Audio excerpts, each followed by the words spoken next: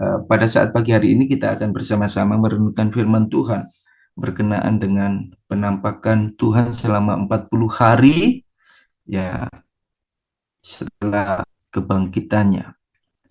Jika ada kerabat saudara yang meninggal, lalu di hari yang ketujuh tiba-tiba nongol di ruangan rumah saudara, di jendela, di sudut rumah, di dapur, ya, dan lain sebagainya.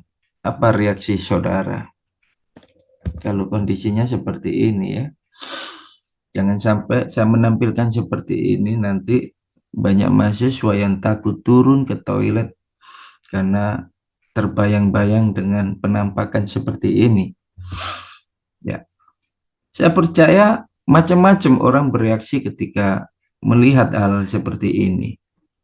Ada yang bilang takut, ada ada yang sampaikan saya lari, ada pula bisa jadi dia pingsan di tempat, ya, dan lain sebagainya.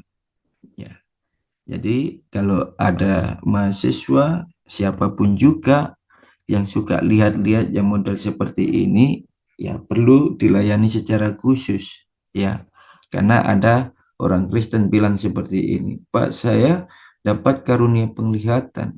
Lalu saya tanya, lihat apa? Oh, saya suka itu lihat-lihat hantu, Pak. Nah, ini kebanyakan lihat film horor gitu ya.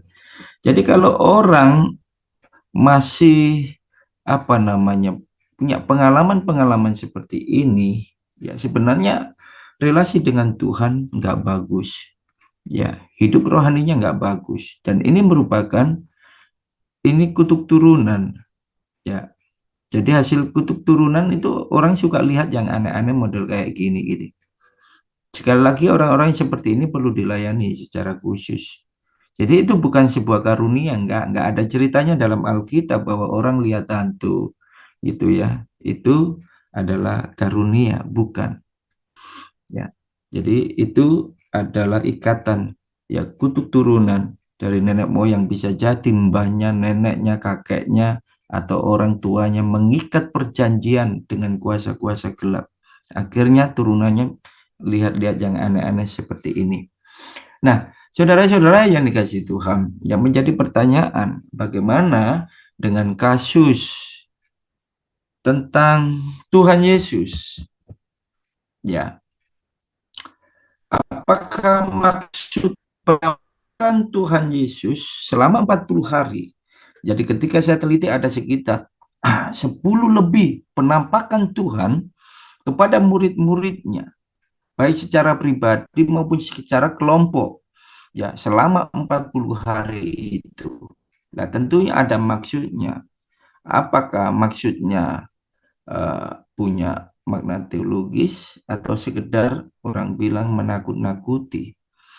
Nah, saudara-saudara yang dikasih Tuhan, kalau kita memperhatikan begitu banyak ya cara Tuhan menampakkan diri kepada murid-muridnya, salah satu kepada Maria Magdalena. Kalau kita memperhatikan di situ dalam Yohanes 20 ayat 11 sampai 18 itu jelas sekali bagaimana kondisi Maria Magdalena yang begitu cinta kepada gurunya, tapi karena peristiwa 3 hari ya pasca apa namanya 3 hari sebelum ya sebelum kebangkitannya itu, di situ mereka melihat dengan kasat mata ya secara langsung bagaimana penderitaan yang begitu luar biasa, siksaan yang brutal yang dilakukan oleh tentara-tentara Romawi begitu luar biasa. Dan saya percaya hampir semua murid Tuhan ini mengalami trauma yang begitu luar biasa karena ada ikatan batin ya murid-murid Tuhan dengan Tuhan, dan pengharapan yang mereka taruh begitu luar biasa kepada Tuhannya. Dan ketika melihat penderitaan yang begitu luar biasa menjadi uh, pukulan yang sangat hebat secara psikologi, ya, sehingga akhirnya mereka tidak fokus dengan apa yang sudah dikatakan oleh Tuhan, bahwa dia harus menderita, dia harus dianiaya, dia harus salib, bahkan mati. Ya, yang difokus dalam pikiran mereka. Ya, mereka lihat kondisi yang ada dan mereka fokus pada situasi yang ada. Makanya ketika yang namanya Maria Magdalena pergi ke kubur itu, ya, Tuhan yang menampakkan diri dipandang sebagai seorang tukang kebun, kan gitu kan. Jadi kalau kita melihat di sini situasi pikiran itu kacau, hati pun tidak tenang, kacau dan lain sebagainya. Sehingga Tuhannya pun dipandang sebagai orang lain karena tidak mengenalinya. Jadi ini berbahaya sekali ya. Kalau trauma, masa trauma itu tidak disembuhkan dengan total, itu membuat orang itu memiliki persepsi yang berbeda.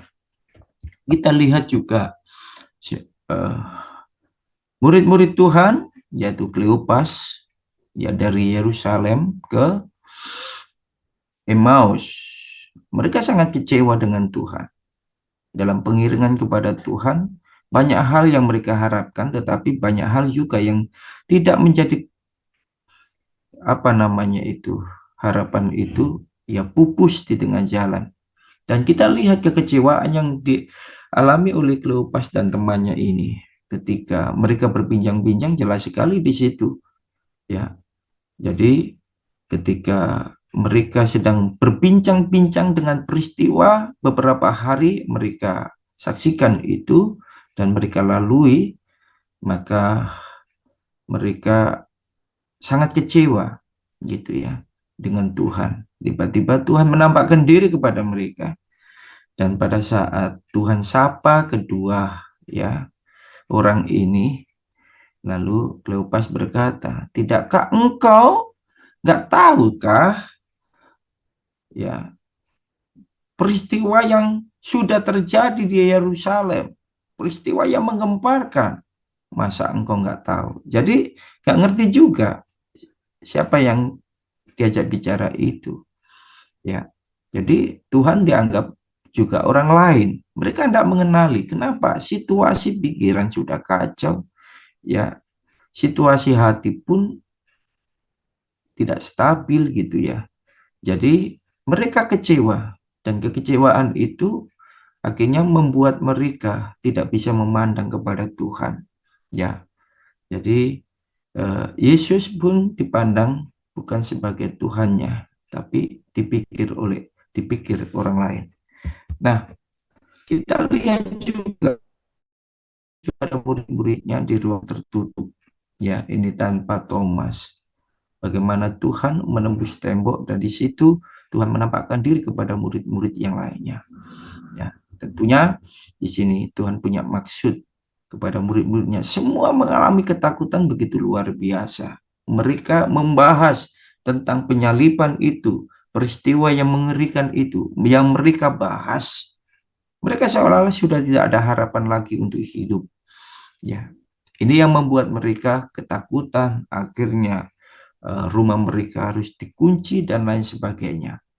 Ya, kenapa? Dalam pikiran mereka bisa jadi, ya, kalau gurunya, rabinya diperlakukan seperti itu, dan tidak sedikit orang-orang di Yerusalem, ya, mengenali bahwa mereka adalah murid-murid Yesus, dan dalam pikiran mereka bisa jadi ini giliran kita nanti. Kalau guru kita sudah dibuat seperti itu dengan cara yang sadis dan lain sebagainya, bisa jadi kita nanti gilirannya. Ini yang menjadi ketakutan begitu luar biasa. Maka mereka bereaksi untuk mengunci rumah dan lain sebagainya. Dan Thomas pun, kalau kita lihat dalam Yohanes 20, ayat 25 sampai 28, di situ jelas sekali bagaimana reaksi Thomas yang nggak percaya. Ya, Bapak Ibu. Akhirnya dia katakan, sebelum aku mencucukkan jariku ke lubang paku itu, sekali-kali aku nggak percaya. Jadi dia minta pembuktian tentang bahwa itu adalah Tuhannya. Jadi semuanya gagal meresponi apa yang disampaikan oleh Tuhan. Ya, sebelum peristiwa terjadi, jauh-jauh hari, Tuhan sudah katakan bahwa dirinya harus menderita dan lain sebagainya. Nah, penampakan Yesus juga kita melihat di sini semua murid-murid kecewa dan kembali kepada pekerjaan yang lama. Ya, ternyata mengikut Tuhan seperti ini. Ternyata melayani Tuhan tidak seindah yang diharapkan. Berharap nanti bisa khotbah di belakang mimbar yang gede dengan massa yang banyak. Ternyata disuruh ngepel. Nah, ini bisa membuat diri seseorang menjadi kecewa, ya, ketika mengambil keputusan tetapi tanpa memiliki pemahaman yang benar. Ya, bisa terjadi hal yang seperti ini. Seperti murid-murid Tuhan ini. Mereka kecewa, akhirnya mereka sudahlah nggak pelayanan, sudahlah nggak nggak mengiring Tuhan lagi. Mereka akhirnya pergi ke desanya, ke Galilea. Di situ kembali menangkap ikan. Tuhan dengan kasih-Nya memanggil mereka. Adakah di antaramu yang tidak punya lauk pauk? Dan di sini apa yang Tuhan sampaikan, ya, merupakan sesuatu yang khas, yang sering didengar oleh murid-muridnya. Dan suatu sukacita yang besar buat murid-murid pada saat itu, ya, meresponi seruan daripada Tuhan yang dari tepi pantai itu.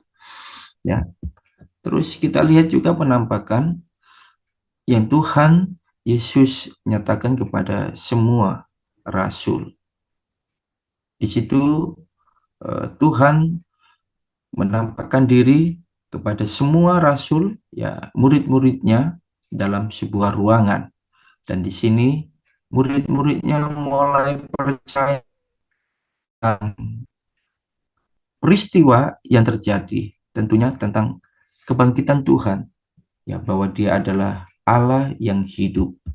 Nah, bahkan penampakan 500 orang sekaligus itu dinyatakan dalam 1 Korintus 25 ayat yang ke-6. Nah, saudara-saudara yang dikasihi Tuhan Yesus Kristus, apa maksud dari penampakan Yesus itu? Yang pertama, Yesus membuktikan bahwa Dia telah mengalahkan kematian dan Dia hidup. Ini luar biasa, karena pergumulan manusia sebenarnya cuma satu. Bukan takut nggak makan, bukan takut nggak minum, bukan takut nggak punya pakaian. Enggak. Pergumulan manusia, ya, satu, yaitu takut mati. Siapapun juga takut mati. Tapi luar biasanya di sini kita mendapatkan jawaban, ya, bahwa bukti Yesus mati dan pada hari yang ketiga Dia bangkit, Dia hidup, menunjukkan bahwa Dia Allah yang telah mengalahkan kematian itu dan menggantikan kematian kita supaya kita menjadi hidup. Ini berita sesuatu yang luar biasa, Bapak Ibu Saudara-saudara yang dikasihi Tuhan. Semua orang, pada saat saya penginjilan selalu saya melemparkan kalimat atau kata kematian. Dan hampir semua orang ketika mendengar kata kematian itu berusaha untuk mengelak, berusaha untuk buat apa sih Pak? Ya kita jalani aja lah hidup sekarang ini, gak usah membicarakan mengenai kematian dan lain sebagainya. Nah, artinya apa? Ternyata di sini ada indikasi bahwa manusia takut dengan satu istilah ini. Dan istilah ini harus kita suarakan kemana-mana. Kenapa? Karena bicara kematian adalah sebuah kepastian. Maka hal yang pasti harus kita sampaikan. Ya, jadi ini penting sekali, Bapak Ibu yang dikasihi oleh Tuhan Yesus Kristus. Ini penting. Dan yang kedua, maksud penampakan Yesus. Yesus meneguhkan, maksudnya meneguhkan kesaksian dari para murid. Dalam Lukas 24 ayat 48 jelas sekali di situ katakan, kamulah saksiku tentang hal ini. Tentang apa? Tentang peristiwa bahwa dia harus mati dan dia bangkit, hidup kembali. Nah, kenapa demikian? Ini begitu ditekankan oleh Tuhan. Karena kalau kita mempelajari di dalam Matius pasal yang ke-28, public figure pada saat itu Mahkamah Agama merupakan sebuah lembaga yang sangat dipercaya. Ketika Mahkamah Agama mengeluarkan fatwa ini dan itu, semua umat, ya, orang-orang Yahudi wajib untuk mentaati. Dan seperti itu, pada saat Mahkamah Agama membangun apa yang disebut dengan hoax, bahwa Yesus mayatnya diambil oleh murid-muridnya, itu berkembang begitu luar biasa. Berita itu sudah menyebar di kalangan masyarakat. Sehingga orang percaya dengan apa yang dikeluarkan oleh Mahkamah Agama pada saat itu. Fatwa yang dikeluarkan Mahkamah Agama bahwa Yesus mayatnya diambil oleh murid-muridnya. Artinya apa? Ketika dilihat kubur itu kosong, jadi terbukti bahwa nggak ada mayatnya itu. Bisa jadi dikubur di tempat yang lain. Dan hoax ini disebarkan di mana-mana. Ya. Akhirnya terbentuk persepsi yang macam-macam, berkembang macam-macam, sampai abad sekarang ini. Dan itu mulai dari Mahkamah Agama yang dipercaya oleh masyarakat pada saat itu. Jadi mereka jualan. Ya, makanya agama tidak pernah menyelamatkan manusia. Semakin orang Kristen beragama, semakin orang Kristen akan melawan Tuhan. Karena kekristenan tidak bicara masalah agama, kekristenan bicara mengenai relasi hubungan dengan Tuhannya.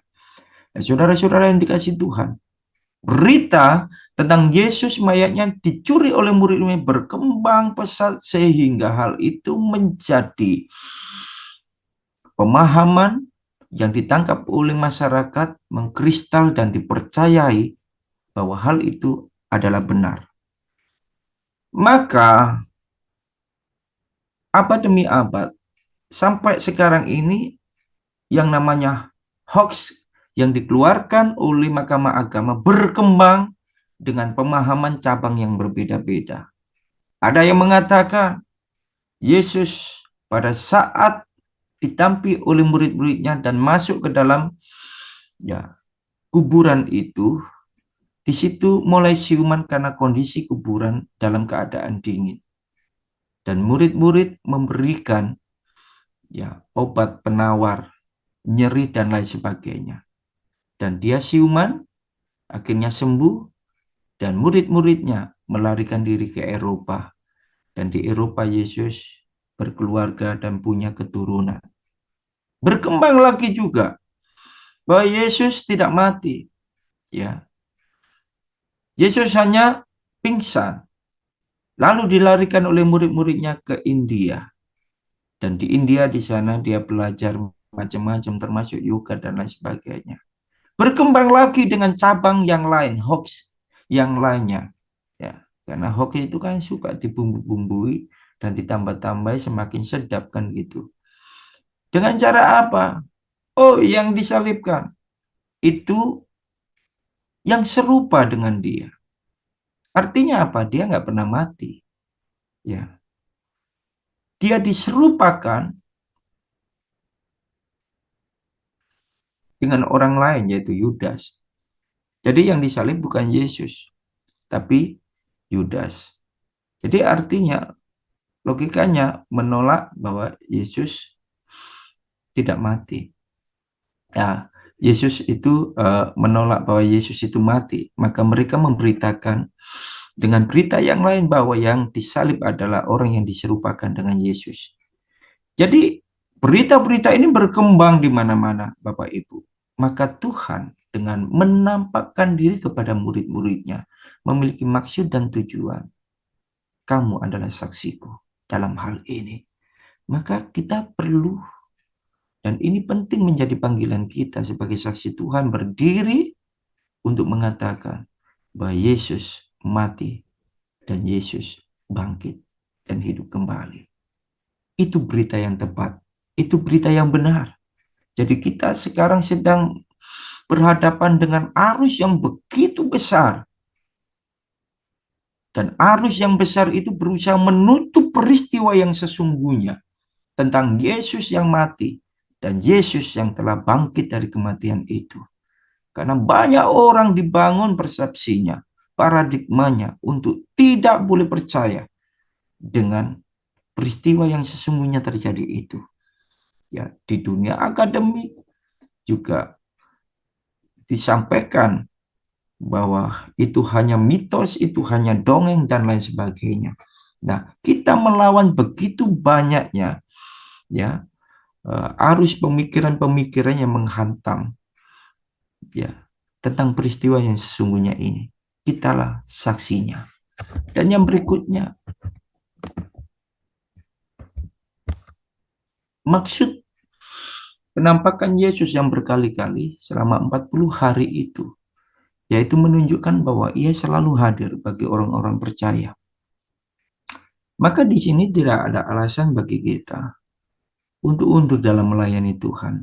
Tidak ada alasan bagi kita untuk meninggalkan pelayanan. Tidak ada alasan bagi kita untuk meninggalkan panggilan Tuhan. Karena jelas sekali di sini bahwa maksud penampakan Yesus kepada murid-murid pada saat itu adalah menunjukkan bahwa selalu hadir bagi orang-orang percaya.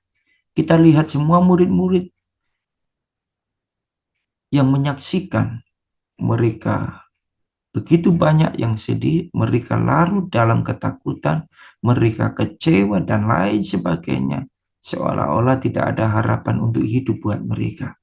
Mereka tidak ada pengharapan lagi. Mereka nggak ngerti bahwa dia hidup, dia hadir, omnipresent. Dimanapun kita berada, Tuhan pun berada. Tahu kondisi kita, karena dia sudah mengalami apa itu penderitaan. Ya, dan penderitaan yang ia alami jauh dibandingkan kita. Penderitaan yang kita alami, Rasul Paulus katakan, tidak seberapa, tidak melampaui kekuatan kita. Dan ketika kita memandang pada salib itu, maka begitu ringannya penderitaan kita.